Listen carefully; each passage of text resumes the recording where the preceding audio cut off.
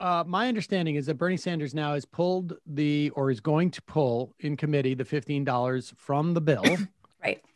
Which means that there will be no sort of showdown, if you will, between the parliamentarian about it, right? The parliamentarian will not have it. You know, they get an advisory opinion, and then they would get another advisory opinion if it actually showed up in the bill.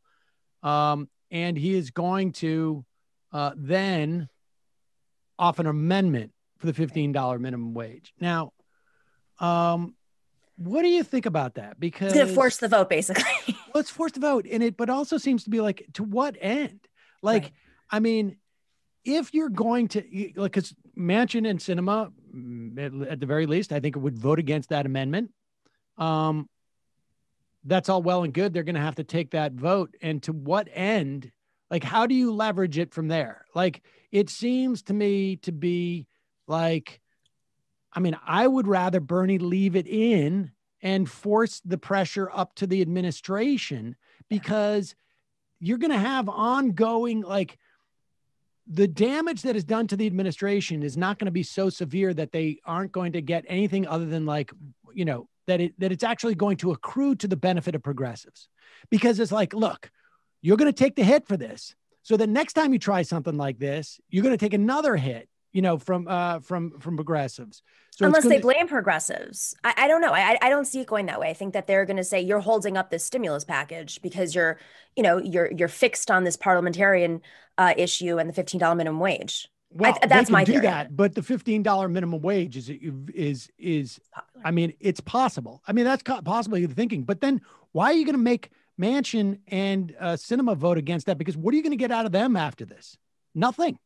I think it kills it. I mean, I'm kind of with you, Sam. I think keeping it in the bill up until the 11th hour would allow for there still to be a conversation like the one that we're having about how to leverage those votes, or how to potentially, you know, get the Biden administration to, they say they're not going to overrule the parliamentarian or whatever, but taking it out, I guess it's more performative than anything. Next time we get a bite at $15 minimum wage, it's going to have to be through reconciliation anyway. Yeah. I'm really just deeply disappointed in the Biden administration. I think that they're showing a lack of cojones. And if they're playing these games, it's actually showing a weakness in their leadership. You know, forget about progressives being disappointed. I think he looks weak. I think if in the first 100 days, he doesn't go in blaring, and I mean, as a former senator, you know, channel, I don't know, Johnson, like, it's weakness. It's weakness all around.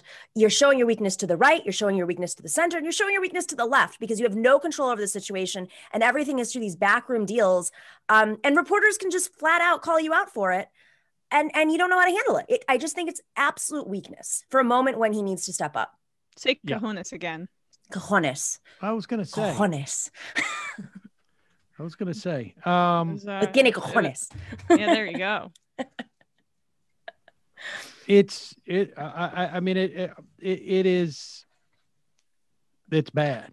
I mean, it's bad. And they're going to come back, and it's going to be, what they're going to do is they're going to come back and they're going to do they think that they can do a standalone bill for $11 or $10. That's what's going to happen. Well, they can, because now you got Tom Cotton signing off on, oh, perfect.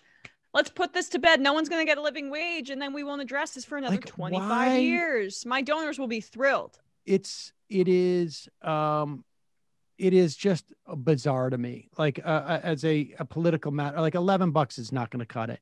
No. Now, I suppose maybe they come back with like $11 in a year, right? And then you have an opportunity tied to, and then you have an opportunity to maybe come back and fix it. But what they're doing, they're letting a little bit of air out of the tire. They're giving this issue over to the Republicans, right? Like, you're not going to campaign like, we would have got you a $3 more an hour. Well, there was a lot of complications. The parliamentary, you're taking this off the table as a political issue.